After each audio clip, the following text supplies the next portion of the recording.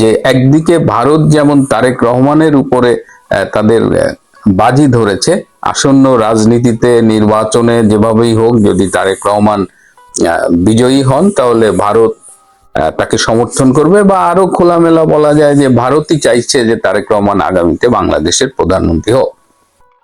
তাহলে আওয়ামী লীগের কি হবে? এবং সেই জায়গায় বলা হচ্ছে যে ভারত সম্প্রতি আওয়ামী লীগের দিক থেকে মুখ সরিয়ে নিয়েছে।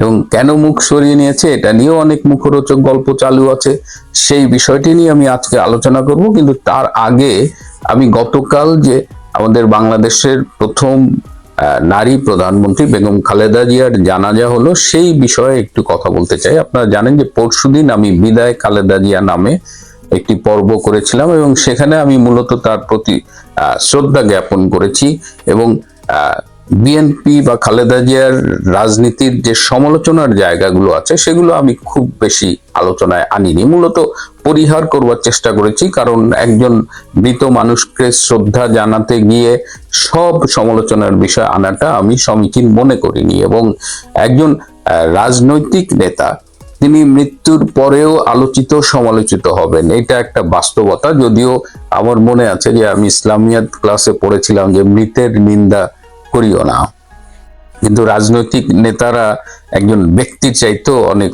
বড়, আর তাদের পরিসরটা অনেকটা প্রাতিষ্ঠানিক অবস্থান তাদের। সুতরাং খালেদা জিয়াকে নিয়ে আমরা অনেক আলোচনা সমালোচনা ভবিষ্যতে করব, কিন্তু এই মুহূর্তে সেটি করার সময় নাই। কিন্তু গতকাল জানাজার মাঠে যে একটি মঞ্চ থেকে বিএনপির পক্ষ থেকে একটি বিবৃতির মতো বলা যায় যে বক্তব্য পাঠ করা হলো, যেটি পাঠ করেছেন স্থায়ী কমিটির সদস্য শ্রদ্ধেয় নজরুল ইসলাম খান। আমি ধরেই নেব যে এটা বিএনপির দলীয় বক্তব্য, এটা ব্যক্তি নজরুল ইসলাম খানের বক্তব্য নয়। এবং সেখানে তিনি বলেছেন যে এই মৃত্যুর দায় থেকে ফ্যাসিবাদী হাসিনা কখনো মুক্তি পাবে না। এই যে ভরা মজলিসে এই তথ্যটিতে দেওয়া হলো, আমার কাছে মনে হচ্ছে যে এটি এক ধরনের গীবত এবং এখানে না বললেও পারা যেত। বেগম খালেদা জিয়া আদালতের রায়ে বন্দী ছিলেন, কিন্তু তিনি কতদিন কারাগারে ছিলেন, কতদিন বঙ্গবন্ধু মেডিকেল ইউনিভার্সিটির কেবিনে ছিলেন, আর কতদিন তার বাসভবন গুলশানের ফিরোজায় ছিলেন। এবং বেগম খালেদা জিয়া যে মারা গিয়েছেন, এই মৃত্যুর কারণ কি? তিনি কি লিভার ডিজিজে মারা গেছেন, যেটা তিনি দীর্ঘদিন ভুগছিলেন এবং তার চিকিৎসার জন্য দেশের বাইরে থেকে বিশেষজ্ঞ এনে তার লিভারের চিকিৎসা করা হয়েছিল? তার হাঁটুর সমস্যায় কি তিনি মারা গেছেন? না, তিনি মারা গেছেন একদম খুব স্পেসিফিক। আজকে আমি আবারও বলছি, আমি এর আগে বারবার বলার চেষ্টা করছি এবং আমি একজন বিশেষজ্ঞ হিসেবে দায়িত্ব নিয়ে এই কথাটা বলছি, কারণ আমি জনস্বাস্থ্য বিশেষজ্ঞ, আমি এইটা নিয়ে 25 বছরের বেশি কাজ করছি। তো খালেদা জিয়া ওই যে 21শে নভেম্বর সশস্ত্র বাহিনীর দিবসে যিনি গিয়েছিলেন, যিনি নানান রোগে শোকে ভুগছেন, যার শরীরে রোগ প্রতিরোধ ক্ষমতার ঘাটতি ছিল, তাকে ওইরকম একদম পাবলিকলি নিয়ে গিয়ে তার মাস্ক গলায় ঝুলিয়ে তাকে একদম মানে বলা যায় যে তাকে মৃত্যুর সামনে ঠেলে দেওয়া হয়েছে এবং সেখান থেকে তার সংক্রমণ হয়েছে এবং তিনি মারা গিয়েছেন। প্রধানত তার ফুসফুসে ফাঙ্গাস ইনফেকশন হয়েছিল। এই ফাঙ্গাস ইনফেকশন 80 বছরের একজন নারী এবং যার আরো অনেকগুলো ক্রনিক ডিজিজ আছে, তার যদি হয় তাহলে তার আসলে বেঁচে থাকার সম্ভাবনা খুব কমে যায়।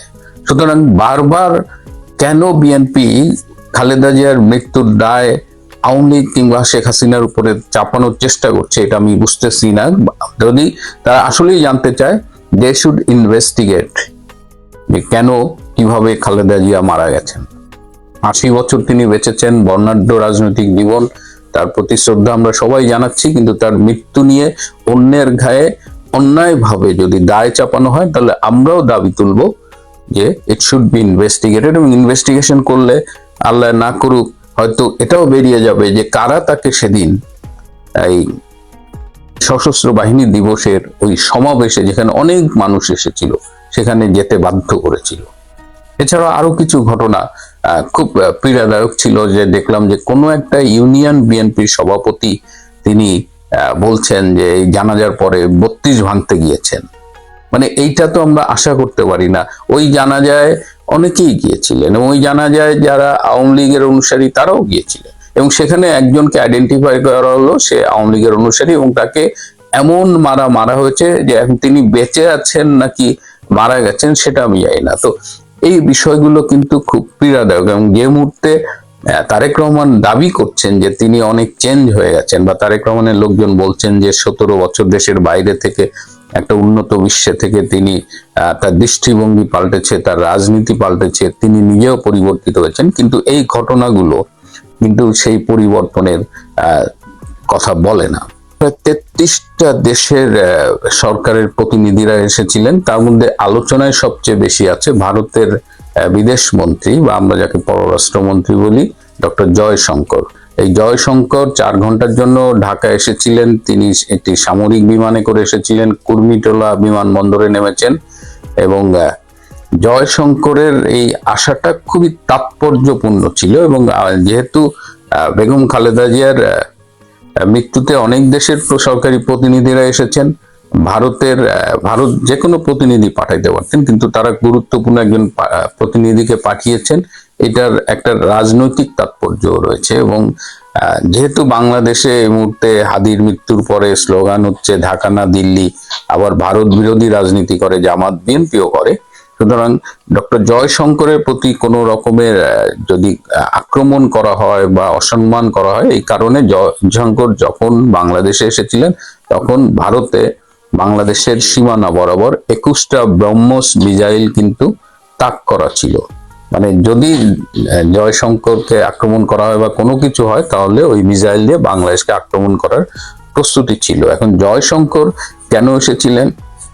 সবচেয়ে ইন্টারেস্টিং ব্যাপার হলো যে ডক্টর ইউনূস আপ্রাণ চেষ্টা করেছেন জয়শঙ্করের সাথে একটা বৈঠক করতে, কিন্তু জয়শঙ্কর তার এই পাত্তাই দেয়নি, ডক্টর ইউনূসের সাথে দেখাই করে। তবে ডক্টর ইউনূসের 3 জন উপদেষ্টার সাথে তার দেখা হয়েছে। আসিফ নজরুল, যিনি ভারত বিরোধী রাজনীতির অন্যতম প্রধান পুরুষ, এই ছবিটা দেখেন যে মনে হচ্ছে যে প্রভুর সামনে ভৃত্য দাঁড়িয়ে আছে। তো এই হলো আমাদের রাজনীতিবিদদের ভণ্ডামি। কি বার্তা তিনি দিয়েছেন? তিনি খুব স্পষ্টভাবে বলেছেন যে এটা ভারতের পক্ষ থেকে শেষবারের মতো বলা হচ্ছে যে বাংলাদেশে একটা ফ্রি, ফেয়ার অ্যান্ড ইনক্লুসিভ নির্বাচন যেন হয়। এবং আরো বলেছেন যে একটি মর্যাদাশীল জাতি হিসেবে যা যা করণীয়, দেশ হিসেবে যা যা করণীয়, ভারত বাংলাদেশের কাছে সেটা প্রত্যাশা করে, এবং সেটা যদি না করে তাহলে বাংলাদেশের সামনে দুর্দিন আসবে এবং বাংলাদেশ হয়তো পাকিস্তানের মতো একটা দেশে পরিণত হবে। তো এই যে ডক্টর জয়শঙ্করের আশা, এবং তিনি এসে ভারতের প্রধানমন্ত্রী নরেন্দ্র মোদীর একটি ব্যক্তিগত চিঠি, শোক বার্তা তারেক রহমানের হাতে হস্তান্তর করেছেন। এবং এই চিঠিটা নিয়েও অনেকে কথা বলেছে, কিন্তু এই চিঠিটা আসলে কূটনৈতিক শিষ্টাচার মেনে একটা চমৎকার চিঠি আমি বলবো। অনেকেই বলছে যে বেগম খালেদা জিয়া বা তার দল ভারত বিরোধী অনেক রাজনীতি করেছে, তাদের 2001 থেকে 2006 সালের সময়ে ভারতের বিচ্ছিন্নতাবাদীদের বাংলাদেশে প্রশ্রয় দেওয়া হতো, জায়গা দেওয়া হতো, বা উলফার নামে আনা 10 ট্রাক অস্ত্র ধরা পড়েছিল, অনেক কিছু এই চিঠিতে কেন উল্লেখ করা হয়নি। কিন্তু এটা আসলে একজনের মৃত্যুতে শোক জানিয়ে যে চিঠি, সেখানে এত কিছু না লিখলেও হয়। আমি শুরুতেই যেটা বলেছি যে একজন রাজনৈতিক নেত্রী হিসেবে বেগম খালেদা জিয়া মৃত্যুর পরেও আলোচিত এবং সমালোচিত হবেন। এবং বেগম খালেদা জিয়ার জানাজার এই সুযোগটা ভারত নিয়েছে শেষবারের মতো তাদের বার্তাটা বাংলাদেশ সরকারের কাছে পৌঁছে দিতে, এবং তারা দিয়েছেনও। শুরু করেছিলাম যেটা নিয়ে, যে ভারত কি আসলে আওয়ামী লীগের দিক থেকে মুখ ফিরিয়ে নিচ্ছে, এবং এই প্রশ্নটি আমাকে আওয়ামী লীগের অনেক সমর্থক অনুসারীরা করেছেন, তারা জানতে চেয়েছেন। আমি একটু তাদের মনে করিয়ে দিতে চাই যে বাংলাদেশের স্বাধীনতা যুদ্ধে নেতৃত্ব দিয়েছিল আওয়ামী লীগ, এবং সেই যুদ্ধে ভারত আমাদের পাশে যেভাবে দাঁড়িয়েছিল, সেই কৃতজ্ঞতাটুকু আমাদের কিন্তু স্বীকার করতেই হবে। এবং ভারত সাহায্য করেছিল বলেই আমাদের বিজয়টা অনেক সহজ হয়েছিল, এবং আমরা 9 মাসের মধ্যে বিজয় অর্জন করতে পেরেছিলাম। সুতরাং ভারত এবং আওয়ামী লীগের সম্পর্কটা ঐতিহাসিক, তাদের বন্ধুত্বপূর্ণ সম্পর্কটা সময়ের কাল উত্তীর্ণ, বলা যায় যে সময়ের পরীক্ষায় উত্তীর্ণ। এবং বর্তমানে যে ভারতে শেখ হাসিনা সহ আওয়ামী লীগের অনেক নেতা অবস্থান করছেন, তাদের এই অবস্থানের ব্যাপারে কিন্তু ভারতে একটা সর্বদলীয় মতৈক্য আছে। শেখ হাসিনার থাকার ব্যাপারে। এমনকি যখন শেখ হাসিনার বিরুদ্ধে মৃত্যুদণ্ডের রায় ঘোষিত হলো, ভারত কিন্তু এইভাবে শেখ হাসিনা এবং আওয়ামী লীগের পক্ষে তার অবস্থানটা কিন্তু অপরিবর্তিত রেখেছে। সুতরাং তারেক রহমানের বাংলাদেশে আসার সাথে সাথে এটি ভাববার কোনো কারণ নেই যে ভারত আওয়ামী লীগ থেকে মুখ ঘুরিয়ে নিয়েছে। বাংলাদেশের রাজনীতি একদম একদম খুব ক্রুশিয়াল মোমেন্টে চলে আসছে এখন। এই যে 12ই ফেব্রুয়ারি নির্বাচন, সেটা হবে কিনা সেটা নিয়ে কিন্তু এখনো সংশয় কাটেনি। এবং আপনারা খেয়াল করবেন যে বাংলাদেশে কিছু গুরুত্বপূর্ণ ব্যক্তি আছে যাদের হয়তো বড় দল নেই, কিন্তু মানুষ হিসেবে তারা খুব ইনফ্লুয়েন্সিয়াল এবং তারা ইন্টারন্যাশনালি ভেরি ওয়েল কানেক্টেড। যেমন একজন হলো আনোয়ার হোসেন মঞ্জু, তিনি কেন নির্বাচনে অংশগ্রহণ করছেন না? এবং দেখেন, তিনি প্রভাবশালী উদাহরণ দিয়ে যে তাকে গ্রেপ্তারের পরে কিন্তু আটকে রাখা যায়নি, তাকে মুক্তি দিতে বাধ্য হয়েছে এই ইউনূস সরকার। সুতরাং আরো এই মাসেই আসবে আমেরিকার নতুন রাষ্ট্রদূত, যিনি বাংলাদেশে আসবেন, বেন ক্রিস্টেনসন, তিনিও এই মাসে আসবেন। এবং এখনো অনেক অনেক খেলা চলছে, অনেক কিছু বাকি। তো আমাদের দেখতে হবে। এই মুহূর্তে আওয়ামী লীগের যারা সমর্থক অনুসারী রয়েছেন তাদের প্রতি আমার একটা অনুরোধ থাকবে যে যার কাছে যা শোনেন ওটা বিশ্বাস করে আপনাকে স্ট্রেসড হইতে হবে না, আপনি ওইটা শুনে মন খারাপ করবেন না। আর যদি মনে করেন যে যা শুনবেন বিশ্বাস করবেন, তাহলে দোহাই লাগে, রাজনীতির বর্তমান যে জটিল পরিস্থিতিতে তাতে আপনি এগুলো বাদ দিয়ে আপনি একটু ভালো থাকার চেষ্টা করেন। বলেন হ্যাঁ, খালেদা জিয়া একটা কথা বলে, নির্বাচন করে কখনো হারেননি। খালেদা জিয়া অন্যরকম একটা আবেদন আছে। খালেদা জিয়া হচ্ছেন বিএনপি নামক দলটা যে একটা ড্রয়িং রুম থেকে তৈরি হওয়া, হ্যাঁ, একটা দল। এবং তখনকার সময় কিংস পার্টি, তারপরে অ্যান্টি আওয়ামী লীগ, অ্যান্টি লিবারেশনের যে ফোর্সটা তাদেরকে পেট্রোনাইজ করেছে। এবং ধীরে ধীরে ধীরে ধীরে খালেদা জিয়া হয়েছে। বাংলাদেশের মানুষের একটা অদ্ভুত মনস্তত্ত্ব আছে। এটা আমরা যে ব্রিটিশের যে একটা দাস প্রথা, আমরা সবসময় আমাদের থেকে যারা মনে করেন শ্বেতাঙ্গ দেখলে আমরা খুব খুশি হয়ে যাই, এলিট ক্লাস দেখলে আমরা খুব প্যাম্পার করি। যখনই এই এলিট মানুষটা সাধারণের সাথে মিশতে যাবে তখনই আমরা তাকে গুরুত্ব দেই না। এটা আমাদের বাঙালির একটা, বাংলাদেশের বাঙালির একটা ক্যারেক্টার।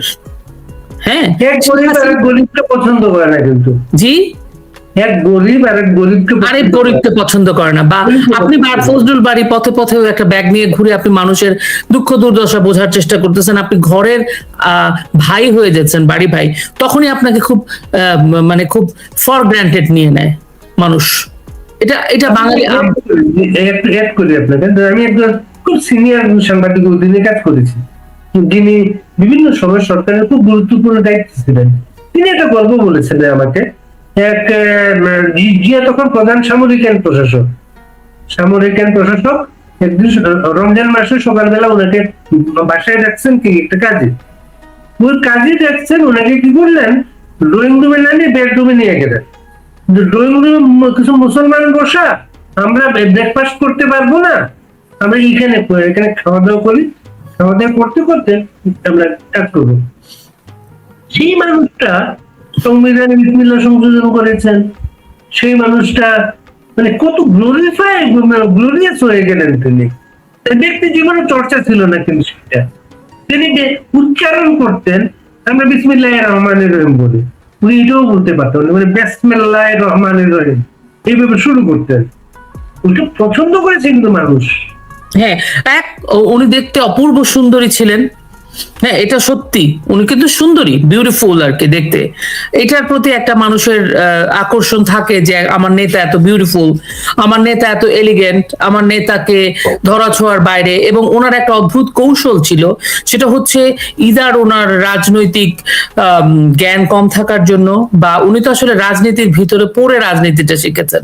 আপনি যদি কম্পেয়ারিং টু শেখ হাসিনার কথা বলেন, সেখানে কথা কম বলতেন, কারণ উনি হতে পারে এটা ওনার কৌশল ছিল, কথা বেশি বললে ভুল বেশি হবে, কথা কম বলা শোনা বেশি, এটা ওনার কৌশল থাকতে পারে। কিন্তু কথা কম বলাতে এবং ওনার এই যে সবার থেকে দূরে থাকাতে, উনি নিজেকে একটা উচ্চ জায়গায় রেখে সবাইকে নিচ থেকে দেখার কারণে উনার প্রতি মানুষের একটা কৌতূহল তো ছিল। উনি একটা রহস্যাবৃত অবস্থায় উনি ওনার রাজনীতি করেছেন। এবং উনি চলেও গেছেন। এবং ওনাকে নিয়ে কতগুলো মিথ আমাদের দেশে তৈরি হয়েছে ওনার এই যে ওনার কিছু স্ট্র্যাটেজিক্যাল কারণে। মিথটাকে: 1, আপোষহীন; 2, দেশনেতা; 3, আপনি যদি এই দুইটা বলেন, আপোষহীন, উনি সবচেয়ে বড় আপোষ কোথায় করেছেন জানেন? 43 বছরের রাজনীতির জীবনে উনি যুদ্ধাপরাধীদের পৃষ্ঠপোষকতা দিয়েছেন। আপনি কি এটাকে আপোষ বলবেন না? উনি মরে গেছেন, উনি আল্লাহ বেহেশত নসিব করুক ওনাকে। আমি উনার প্রতি সমবেদনা জানাই, ওনার ফ্যামিলির প্রতি, সবই ঠিক আছে। কিন্তু আপনি যদি একজন নেতার কথা চিন্তা করেন, এই যে আমরা বলি না, খুব আমরা বলার জন্য বলি। আমি আপনাকে একটা এক্সাম্পল বলি। অনেক মানুষ হয়েছে খালেদা জিয়ার মৃত্যুতে, খালেদা জিয়ার জানাজাতে, এবং অনেক মারামারি হয়েছে। এই মানুষ হওয়া নিয়ে খুব উদ্বেলিত দেখা যাচ্ছে। 16 বছরে আমরা কিন্তু প্রচুর মানুষ দেখেছি শেখ হাসিনার জনসমাবেশে, দেখি নাই? মানুষ কিছু ডিফাইন করে না। বাংলাদেশের মানুষের কথা আমি বলতেছি। বাংলাদেশ হচ্ছে হুজুকে বাঙালি। ওসমান হাদির মৃত্যুতে বহু মানুষ দেখেছে। আমি 100% শিওর যারা ওখানে গেছে তারা জানেই না who is Osman Hadi, because আমি নিজে সারাক্ষণ রাজনীতি নিয়ে পড়াশোনা করে আমি নিজেই ওসমান হাদিকে জুলাই আগস্টে চিনি নাই। আমি অনেক পরে সে যখন নির্বাচন করবে, তার পোস্ট যখন ভাইরাল করা হচ্ছিল, তখন আমি দেখেছি। সো মানুষ দেখে তো আপনি একটা মানুষকে জাজ করতে পারেন না। আর খালেদা জিয়ার তো ডেফিনেটলি পপুলারিটি ছিলই, কারণ উনি ডিস্টিংক্ট। ওনার রাজনীতিতে উনি খুব স্পেসিফিক্যালি, সুস্পষ্টভাবে উনি অ্যান্টি আওয়ামী সেন্টিমেন্ট এবং অ্যান্টি লিবারেশন, যারা নাকি মুক্তিযুদ্ধের পক্ষে বিপক্ষে ছিল, ওনাদেরকে রিপ্রেজেন্ট করেছেন। ওনাদের অ্যান্টি ইন্ডিয়া, এই 3টা জিনিস ওনার মধ্যে একদম স্পষ্ট ছিল, এবং ওই রাজনীতিটাই উনি করেছেন। এখন আপনি বলেন, এখন আপনি কি তাকে আপোষহীন নেত্রী মানে কি? আপোষহীন নেত্রী মানে যে নাকি তার রাষ্ট্রের ব্যাপারে কম্প্রোমাইজ করবে না, আর যাই হোক। তাহলে আপনি কেমনে তাকে আপোষহীন বলবেন? খুব জেনারেলি আজকে থেকে এই কথাগুলো থেকে যাবে, অনেক রিসার্চ হবে ওনাকে নিয়ে। তা আপনি তো তাকে আর যাই বলেন আপোষহীন বলতে পারেন না। উনি তো রাষ্ট্র নিয়ে আপোষ করেছেন। সো আমরা যখন কাউকে গ্লোরিফাই করি না, তখন এত গ্লোরিফাই করি, আবার যখন কাউকে ডিমেন্ড করি তখন এত ডিমেন্ড করি যে মাঝামাঝি কোনো স্তর থাকে না। আমি আপনাকে একটা এক্সাম্পল বলি। আমি যখন এই যে ভারতের জাতীয় নির্বাচন হলো, আমি প্রতিদিন দেখতাম কংগ্রেস কি করে, কংগ্রেসের পলিটিক্সটা, রাহুল কিভাবে ব্যাক করে, এরকম রাহুলের পদব্রজ, প্রত্যেকটা শহর মনে আছে ঘুরে বেড়ালো। রাহুল গান্ধী নির্বাচন, রাহুল গান্ধীকে বিজেপি চুপু চুপু বলে, এই বলে ওই বলে, ফান করে, হাসাহাসি করে। বাংলাদেশ, ইন্ডিয়া তো একটা Democratic country around the world. আপনি যদি বলেন, এত লোকের জনসংখ্যার, এত স্টেট, এত জাতি ধর্ম, এবং রাহুল গান্ধী কোয়ালিশন করলো সকল বড় বড় রাজনৈতিক দল। সেখানে আছে তৃণমূল কংগ্রেস, সেখানে আছে লালু প্রসাদ যাদবের দল, সেখানে সবাই আছে, এক অ্যাম্ব্রেলার নিচে আসছে। সে সমাজবাদী পার্টির অখিলেশ যাদব। রাহুল গান্ধী কি করলেন? বিজেপির বেলায় বললেন যে হিন্দু মুসলিম একটা ব্যাপার হচ্ছিল তখন, অযোধ্যা নিয়ে রাহুল গান্ধী একটা ছোট্ট সংবিধান হাতে নিলেন, নিয়ে প্রত্যেকের ঘরে ঘরে ঘরে ঘরে চলে গেলেন, গিয়ে বললেন যদি বিজেপি এককভাবে ক্ষমতায় আসে তাহলে এই সংবিধানটা বদলে দিবে। রাহুল গান্ধী জিততে পারেন নাই, কিন্তু রাহুল গান্ধী হয়ে গেলেন ভারতের মতো একটা রাষ্ট্রের বিরোধী দলীয় নেতা। অযোধ্যাতে রাম মন্দির করা হলো, বিজেপি ওখানে বাজেভাবে হারলো। That is called Indian peoples mentality, ism, দেশপ্রেম, ভালোবাসা। বেসিক জায়গায় ওরা কম্প্রোমাইজ করে না, আমরা বেসিক জায়গায় কম্প্রোমাইজ করি। সেই কারণে আমি সিরিয়াসলি, উনি একজন নারী নেতা ছিলেন, উনি চলে গেছেন। আমার কাছে প্রথম দিনই মনে হয়েছে, প্রথম শুরুই মনে হয়েছে একজন নারী নেতাকে হারালাম। কিন্তু বাংলাদেশের প্রশ্ন যদি আপনি বলেন, উনি তো প্রথমেই কম্প্রোমাইজ ছিলেন, উনি প্রথমে আপোষ করেছেন বাংলাদেশের স্বাধীনতা, সার্বভৌমত্ব। উনি যদি ধরেন মুক্তিযুদ্ধটাকে আপহোল্ড করে ওনার স্বামী জামাত ইসলামীদের এনেছেন, গোলাম আজমকে এনেছেন, উনি যদি চিন্তা করছেন না আমি ওই রাস্তায় যাব না, আমি মুক্তিযুদ্ধকে আপহোল্ড করে যার যা সম্মান আছে তাকে তা দিয়ে আমি মুক্তিযুদ্ধের কে আপহোল্ড করে এগিয়ে যাব, আমি সংবিধানকে আপহোল্ড করে এগিয়ে যাব, তাহলে তো বাংলাদেশের রাজনীতিটা ডিফারেন্ট হতে পারতো। আমরা বলি চেতনা ব্যবসায়ী, কেন বলি এটা, কেন বলতে সুযোগ পাই আওয়ামী লীগের কথা? আমি কোন রাজনৈতিক দলের, শেখ হাসিনা প্রচুর ভুল আছে, আমি সেই প্রসঙ্গে যাব না, যেহেতু মারা গেছেন খালেদা জিয়া, খালেদা জিয়ার প্রশ্ন আপনি করেছেন তাই আমি বলছি, উনি যদি যেতেন সত্যি সত্যি। এবং একটা কথা প্রায়ই আমি ফেসবুকে দেখতে পাচ্ছি বাড়ি ভাই, শেখ হাসিনা এই ক্রিটিসাইজ করেছে, খালেদা জিয়াকে ওই ক্রিটিসাইজ করেছে, জিয়াউর রহমানকে এই বলেছে, খালেদা জিয়াও তো বলেছে, আমার স্পষ্ট মনে আছে, আপনারা পুরনো ভিডিও ফুটেজ দেখেন, উনি বঙ্গবন্ধু আজকে যে ভাষণগুলো বাজানো হয়েছে হ্যাঁ সবগুলো কিন্তু শেখ হাসিনার বিরুদ্ধে বাজানো হয়েছে, বিরুদ্ধে বাজানো হয়েছে। এবং শেখ হাসিনা তো সে বঙ্গবন্ধুর কথা বলেছেন, আমার কম্বলটা কই, আমার কম্বলটা কই, আপনার মনে আছে সংসদে দাঁড়িয়ে বলেছিলেন, চাটার দলকে খালেদা জিয়া বলেছিলেন। সো আপনি যদি পুরোনোটা টানেন তাহলে পুরোটা টানেন, আর পুরোনো নিয়ে যদি বসে থাকেন তাহলে সামনে আগাতে পারবেন না। সিম্পল। ঘৃণার রাজনীতি আওয়ামী লীগ এই চর্চা করেছে, বিএনপি তো করেছেই, এখনো মনে হয় আবারও একটা এই সংস্কৃতি চামচারা এইসব কাজ করছে আমার কাছে মনে হয়। এটা চামচা কিভাবে বলবেন?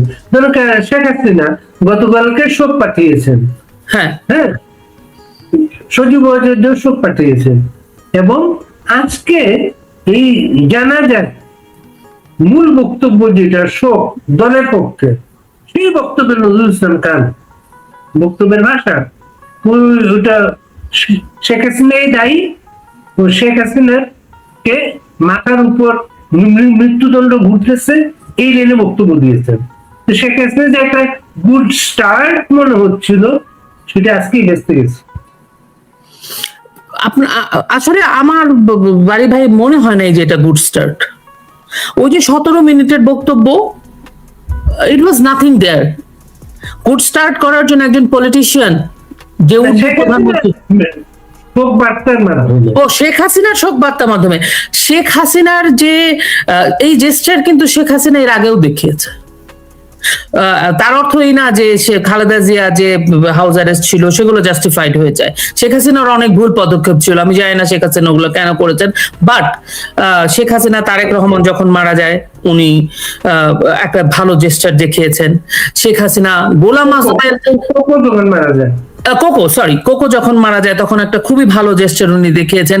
গোলাম আজমের জানাজা উনি হতে দিয়েছেন। বাড়ি ভাই মানে আমরা সবাই খুব অ্যাংরি ছিলাম, কেন উনি দিয়েছেন, হ্যাঁ ওই সেন্টিমেন্টটাকে উনি নষ্ট করেন নাই। শেখ হাসিনার অনেক গুড জেস্টার আছে, কিন্তু সাম রিজন শেখ হাসিনার পক্ষে মুক্তিযুদ্ধের পক্ষ শক্তিটাই তো দুর্বল, আমরা নিজেরাই তো নিজেদেরকে আপহোল্ড করতে পারি নাই। সুতরাং আমাদেরকে রিপ্রেজেন্ট করেন শেখ হাসিনা, আমরা দুর্বল বলে আমাদের উইকনেসের কারণে আজকে শেখ হাসিনা নিজেকে ওইভাবে ইয়ে করতে পারেন নাই, বা ওনার সবকিছুই ক্রিটিসাইজড হচ্ছে, সেখানে আপনার আমার সবার দায় আছে। বিকজ আমরা মুক্তিযুদ্ধের পক্ষের শক্তি এমনই দুর্বল, এমনই কম্প্রোমাইজ, যেই মানুষটা আপনি দেখবেন, আপনি একটু আগে একজনের কথা বলছিলেন, উনি এক সময় জাতীয় সমাজতান্ত্রিক দল জাসদ করতেন, এক সময় মানে যার রক্তের উপর দাঁড়িয়ে জিয়াউর রহমান এই দলটা করলেন, কর্নেল তাহের, তার দল করে তার অনুসারীরা এখন খালেদা জিয়ার গুণ কীর্তন করছে, জিয়াউর রহমানের গুণ কীর্তন করছে।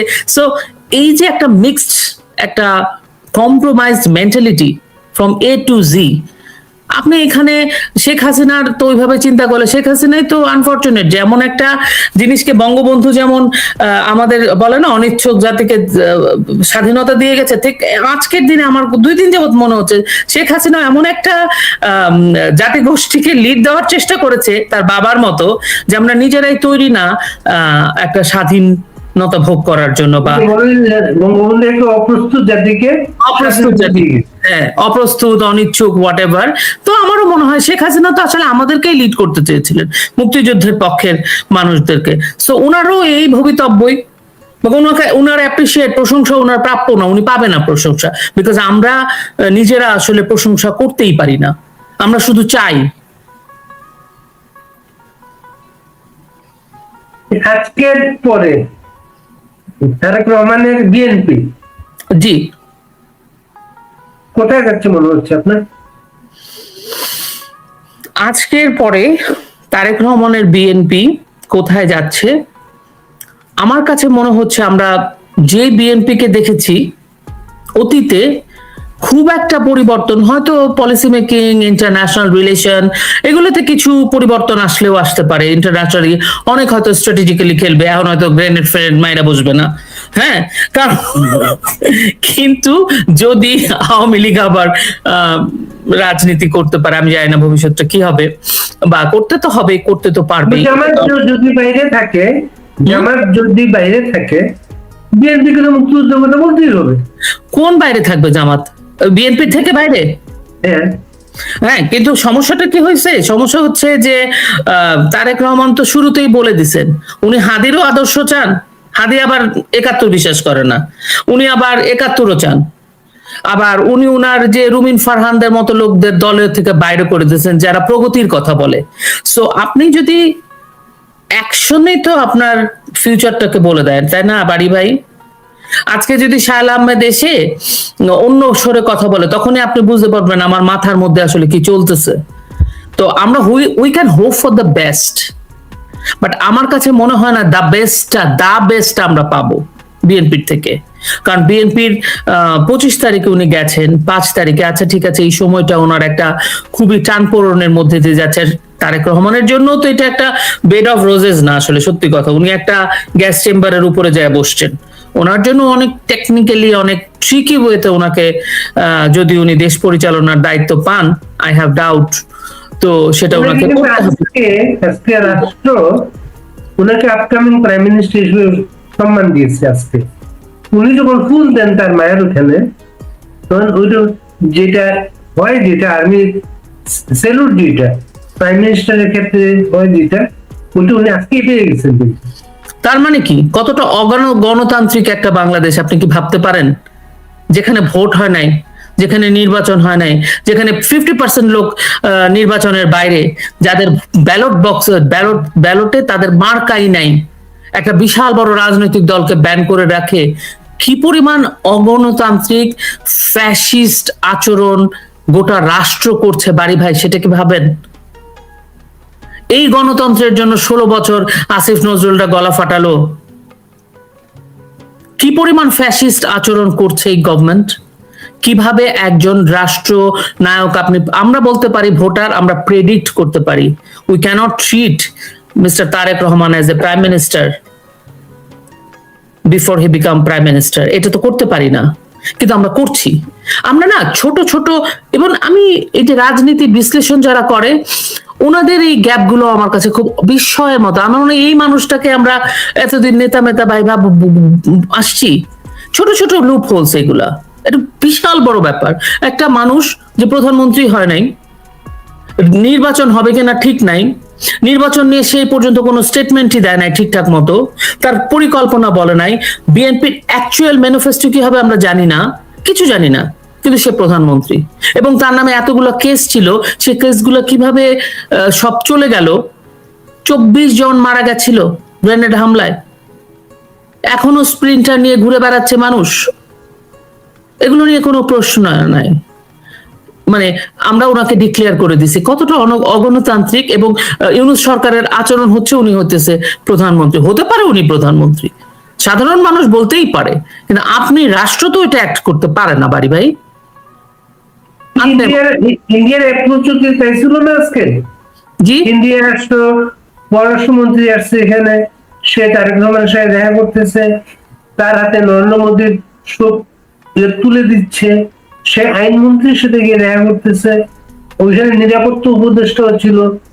আইনমন্ত্রী কি চায় সবাই আমরা জানি, আইনমন্ত্রী শেখ হাসিনাকে চায়। জয়শঙ্কর তার সাথে গিয়ে দেখা করলো। আচ্ছা, আপনি যদি ইন্ডিয়ার কথা বলেন, ইন্ডিয়া বলেন, চায়না বলেন, যারা যারা গেছে, যে যে দেশের লোকরা গেছে, আমরা ইন্ডিয়ার কথা বলি কারণ ইন্ডিয়ার সাথে আমাদের একটা হিট চলতেছে, আমাদের একটা বৈরী অবস্থার সিচুয়েশন এখনকার গভর্নমেন্ট তৈরি করেছে। আপনি যদি ইন্ডিয়ার কথা বলেন, ইন্ডিয়ার পার্সপেক্টিভ থেকে দেখেন আপনি, কারণ ইন্ডিয়া তো আমাদের মতো না অ্যাকচুয়ালি। ইন্ডিয়ার আশেপাশে তো সব বাংলাদেশ। আমরা যেমন ইন্ডিয়ার পাশেও তো বাংলাদেশ, বাংলাদেশের পাশে ইন্ডিয়া, রাইট? ইন্ডিয়া এখন এতবারের প্রধানমন্ত্রী, এত মানে একটা পপুলার নেতা, যার অনেক ভোট ব্যাংক আছে, যাকে বাংলাদেশের মানুষ একটা বৃহৎ গোষ্ঠী পছন্দ করে, তার মহাপ্রণয় ওরা বলতে পারে। তো সেরকম একটা মানুষে ইন্ডিয়ান একজন রিপ্রেজেন্টেটিভ, নরেন্দ্র মোদীর রিপ্রেজেন্টেটিভ যদি আসে, এটা তো খুব নর্মাল বিষয়। এবং এটাতে ব্রাউনি পয়েন্ট তো ইন্ডিয়াই পেল, আমরা বুঝতে পারতেছি না। বাঙালি শর্ট হেডের, ওই যে বললাম বুদ্ধিতে প্রবলেম আছে, আমাদের ভিটামিন খেতে হবে। কারণ ইন্ডিয়া আরেকটা ব্রাউনি পয়েন্ট পেল, বিকজ ইন্ডিয়া চেয়েছিল, আমরা পরবর্তীতে রেফারেন্স রাখবো, ইন্ডিয়া তো চেয়েছিল, ইন্ডিয়া তো তার গুড জেস্টার দেখিয়েছে। হ্যাঁ, তারেক রহমানের রেসপন্সিবিলিটি 10 গুণ বাড়লো। এখন যার মা মারা গেছে তার সন্তানের সাথে তো উনি দেখা করবে, এটাই তো নর্মাল।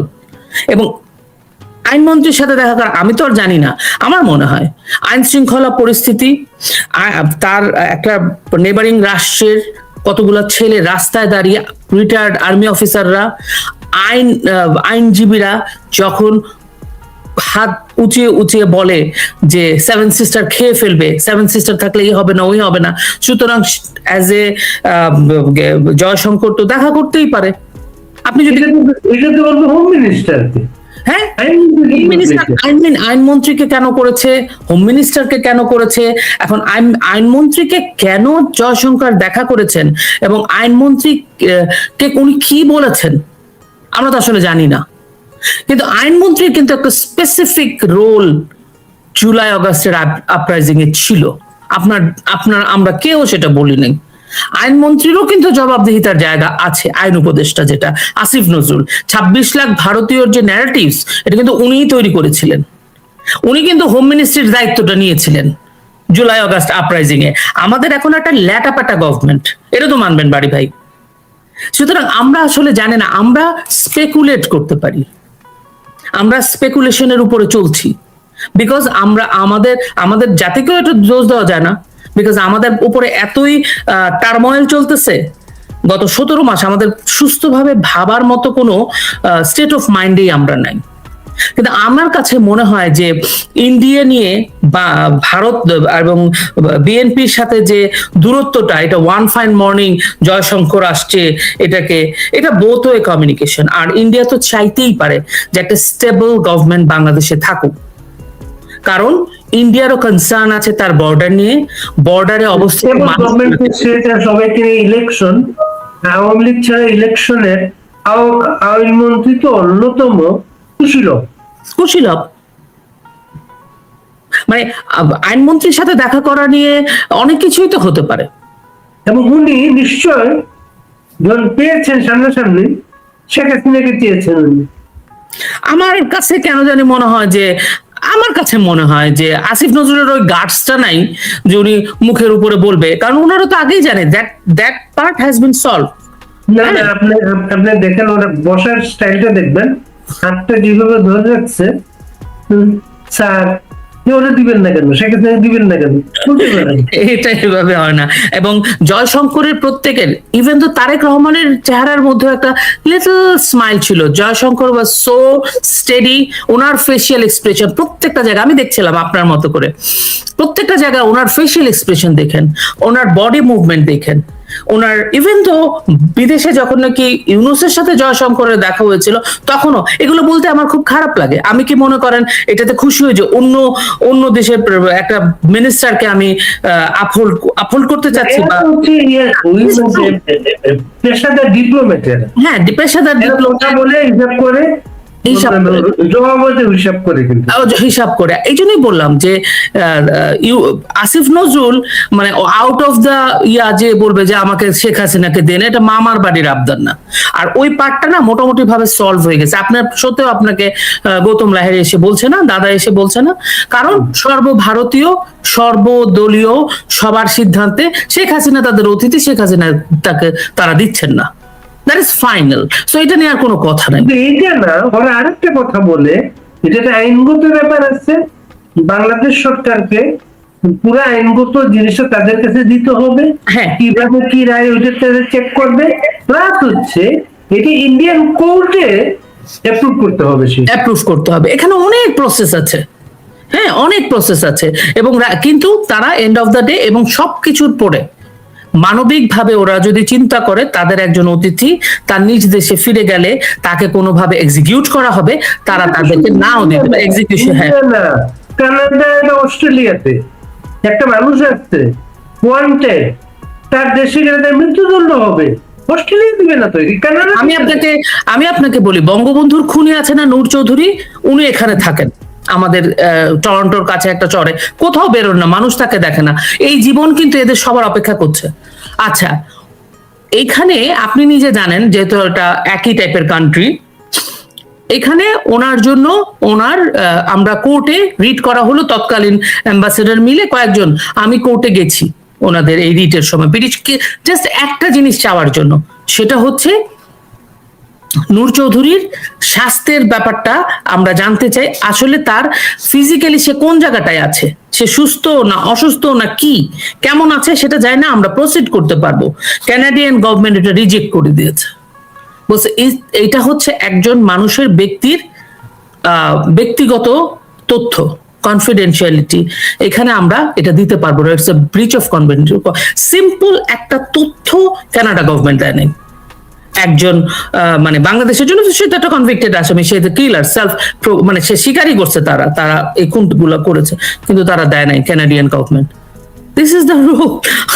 আপনি তো এটাকে মানে আমাদের দেশের মানুষ আমরা একটু কমও পড়াশোনা করি মনে হয় বাড়ি ভাই, জানতেও চাই না, আমরা ফেসবুক পড়াশোনা করি, ফেসবুক পড়াশোনা করলে আমরা যেগুলো শুনতে চাই সেই জিনিসগুলো আমরা পড়ি, সেটা দিয়ে আমরা স্পেকুলেট করে কথা বলি, সবগুলা পড়তে হয়। যেমন কানাডায় যিনি আছেন, অস্ট্রেলিয়াতে মানে ফ্রান্সের ফ্যামিলি আছে, কোথায় আছে আমরা জানি না, হ্যাঁ, তাদের অপরাধ বোধ থেকে তারা আত্মগোপন করে থাকে। তো শেখ হাসিনা নিজের কাছে ক্লিয়ার থাকার কারণে কিন্তু আত্মগোপন করে নাই, তিনি প্রতিদিন কথা বলতেছেন, প্রতিদিন কথা বলতেছেন শুনি। একদম মজা করে লিখেছেন, শায়লা আপনাকে মজা করে লিখেছেন, আসলে ভারতের পররাষ্ট্রমন্ত্রীর দেখা পেয়ে আসিফ নজরুল সরি বলেছেন, উনি অনেক বেশি অ্যান্টি ইন্ডিয়ান কথাবার্তা বলেন, যাতে তারা রাগ না করে। এটা হতে পারে যে আমার ভুল ভ্রান্তি হয়েছে, মাপ টাপ করে দেন, এটা হতে পারে। তবে কি আসিফ নজরুলদের মতো লোকরা বাংলাদেশের একদম 12টা বাজিয়ে দিচ্ছে আর কি, এটা হচ্ছে সবচেয়ে দুঃখজনক যে আমরা এদেরকে যারা করার লোক করতে পারেন, এটাই করতে পারেন, মানে তার উদ্দেশ্য ছিল শহীদ জনগণের সাথে যেটা করছেন এটি করতে পারেন। এই যে আপনি এই যে খালেদা জিয়াকে নিয়ে আমরা কত কথা বলতেছি, অথচ জাহানারা ইমাম যখন মারা গেলেন ওনার মাথায় একটা মুক্তিযুদ্ধ জননী রাষ্ট্রদ্রোহ মামলা নিয়ে উনি যুদ্ধ করে গেছেন। তো বাংলাদেশের মানুষের গোল্ডফিশ মেমোরি, বাংলাদেশের মানুষ এই যে এত ভিড় দেখতেছেন না, কালকে যদি শেখ হাসিনা আসে আর সিচুয়েশন ঘুরে যায়, ডাবল ভিড় দেখবেন। আবার যদি বাংলাদেশের মানুষের তো কোনো কাজ নাই আমার মনে হয়, আর এত আমরা ইয়ের মধ্যে থাকি, এটা একটা উৎসব না হয় ভোট। খালেদা জিয়া মারা গেছেন, খালেদা জিয়া বয়স হয়েছিল, তিনি মারা যাবেন, অনেকেই ভাবতেছিল ওনার প্রতি শ্রদ্ধা জানাতে এত মানুষ গেছে। আর শেখ হাসিনা যার এই মুহূর্তে দেশে যার দিকে এত প্রতিবন্ধকতা, সেই প্রতিবন্ধকতা জয় করে শেখ হাসিনা ফিরে আসবেন, ডাবল মানুষ হবে, তখন ডাবল মানুষ হবে, এটাই স্বাভাবিক, এটাই স্বাভাবিক। বাড়ি সবাই যে আওয়ামী লীগের লোক এটাও তো না, আজকে যেখানে কিছু সবাই যে বিএনপির লোক এটাও না, কিন্তু সেটাই যদি হবে, সেটা তো শুরুতেই বললাম, সেটাই যদি হবে তাহলে 16 বছর বিএনপি দাঁড়াতে পারে নাই কেন?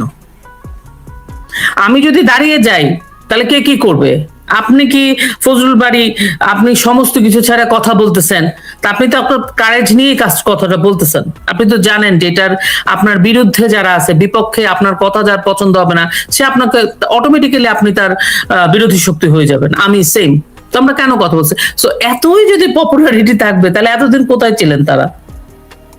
আবার এট দ্য সেম টাইম যেসব মানুষগুলা স্পেশালি ব্যারিস্টার রুমিন ফারহান, যিনি নাকি এই 16টা বছর বিএনপি কে, আমরা বিএনপি বলতে রুমিন ফারহান, বিএনপির গেস্ট আসছে রুমিন ফারহান, আমরা টক শো শুনতেছি রুমিন ফারহান কি বলে, সেই ভদ্রমহিলা ইয়া, এটাও আমার কাছে মনে হয়, আমাকে আজকে আমার একজন আমি আপনাকে বলবো কে বলতেছিল, আমার এক আত্মীয় ফ্যামিলি মেম্বার, উনি বলতেছিল এটাও হয়তো একটা ট্রিক হতে পারে, আমি আর ডামির মতো স্বতন্ত্র থেকে দাঁড়াও, অনেক কিছুই হতে পারে। রুমিন ফারহানে কিন্তু ওই 5ই আগস্টের পরে জাহাঙ্গীরনগরের সম্ভবত বলে একটা প্রোগ্রামে বলেছিলেন এই যে শেখ হাসিনা ফিরে আসতে পারেন, কারণ তার তিনি পদত্যাগ করেন নাই, তিনি এখনো প্রাইম মিনিস্টার। এই কথাটা হয়তো তারেক রহমান খুব সিরিয়াসলি নিয়েছেন, হতে পারে, অনেক কিছুই বলেছে। এবং সবচেয়ে বড় কথা, রুমিন ফারহান মুক্তিযুদ্ধকে তো আফল করেই কথা বলে। ঠিক কাকতালীয় ব্যাপার দেখেন, রুমিন ফারহানের বাবা অলি আহাদ খন্দকার মোস্তাকের সঙ্গে দল করেছিলেন ডিএল, এবং ডিএল এর যে জনসভা, প্রথম জনসভা, সেখানে জিয়াউর রহমান সাপ ছেড়েছিল সেই জনসভা অপন্ন করার জন্য। জিয়ার ছেলের হাতে উনি বহিষ্কারাদেশ পেলেন, জেনে শুনে তার বাবার সাথে এমন আচরণ হয়েছিল, সেটা জেনে শুনে এই দলটাতে গেলেন, সেই দলের নেতা দেশে এসে তাকে বহিষ্কার করলেন। এটাই ইতিহাস রিপিটস। আপনার আজকে যা দেখছেন, আজকে থেকে 5 বছর, 3 বছর, 2 বছর, আমি জানি না কতদিন লাগতে পারে, একদমই ডিফারেন্ট কিছু দেখবেন। সত্যি কথা বলতে 2024-এর জানুয়ারি ফেব্রুয়ারিতে কে ভেবেছিল তারেক রহমান আসবে, ভোট হওয়ার আগে অগণতান্ত্রিক উপায়ে তাকে একদম প্রধানমন্ত্রীর মর্যাদা দিয়ে দেওয়া হবে? এটাকে কেউ ভাবছিল? ভাবেন নাই। So very unpredictable. আর আমাদের মতো দেশগুলোতে তো আরো আনপ্রেডিক্টেবল। সো কারণ আমাদের ক্ষমতার যে চাবিকাঠি সব সময় আমাদের হাতে থাকে না, বাংলাদেশের ইন্টারনাল বিষয় থাকে না।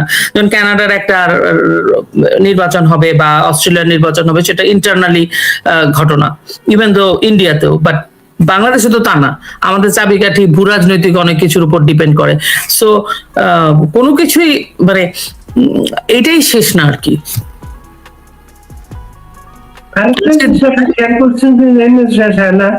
আজকে যখন খালেদা জিয়ার দাফনের পরে দোয়াটা হয়, মোনাজাত হয়, তখন তারেক কোকর ফ্যামিলির অবস্থানটা, হ্যাঁ, তারেকের সাথে তার স্ত্রী, মেয়ে, আর কোকর ফ্যামিলিটা একেবারে আরেক সাইডে, কিন্তু পাশাপাশি না, কিন্তু কোকর 2টা মেয়ে, কোকর স্ত্রী, ওরা দাঁড়িয়েছিলেন লাইনের আরেক পাশে। কোন ফ্যামিলি কনফ্লিক্ট আছে কিনা এখানে থাকতে পারে, ফ্যামিলি কনফ্লিক্ট তো থাকতেই পারে, এটা তো খুব স্বাভাবিক না? কারণ কোকো সবসময় তারেক প্রেইজ হয়েছে, বড় সন্তান তারেক রহমান। কোকো কি খেলাধুলা এগুলা নিয়ে, যতদূর আমি শুনেছি যে খেলা টেলা নিয়ে কোকোর থাকতেন, এবং কোকোর কিছু পার্সোনাল কিছু ব্যাপার ছিল, অসুবিধা, সেগুলোও একটা কারণ। কিন্তু দ্যাট ডাজন্ট মিন যে সন্তান তো দুইটাই সন্তান, কোকো সন্তান, তারেকও সন্তান। তাদের যে বাচ্চারা, সেখানে আপনি যদি তারেকের বাচ্চাকে, মেয়েকে, যদিও মেয়েটাকে দেখে আমার মনে হচ্ছে ব্যারিস্টার, পড়াশোনা হয়তো পরিচালিত, শালীন হতে পারে, এবং তাকে খুব মানে কন্ট্রোলড মনে হচ্ছে, ভালোই লাগছে। কিন্তু বাচ্চা তো বাচ্চাই, কোকোর ছেলে মেয়েরাও যেরকম উত্তরাধিকার খালেদা জিয়া, জিয়া রহমানের, তারেক জিয়ার মেয়েও তো। কিন্তু এই ট্রিটমেন্টটা যখন ডিফার করে দুইটা ফ্যামিলির জন্য, একই ভাইয়ের দুইটা ফ্যামিলিতে 2 রকম ট্রিটমেন্ট হয়, হয়তো পলিটিক্যাল পার্সোনালিটিরা যারা খালেদা বিএনপি কে নেতৃত্ব দিচ্ছেন, বিএনপির তারেক রহমানের সাথে আছেন, তারাও হয়তো ট্রিটমেন্ট তারেকের বাচ্চার জন্য যেভাবে করছেন, হয়তো কোকোর ছেলে মেয়েদের জন্য সেভাবে করছেন না। এই যে একটা ডিফারেন্স, এটা তো অটোমেটিক্যালি ফ্যামিলিতে ওদের অবস্থানটা দেখে ব্রিটেনের কিন্তু চার্লসের 2 ছেলে, হ্যারি এন্ড উইলিয়াম, উইলিয়াম যেহেতু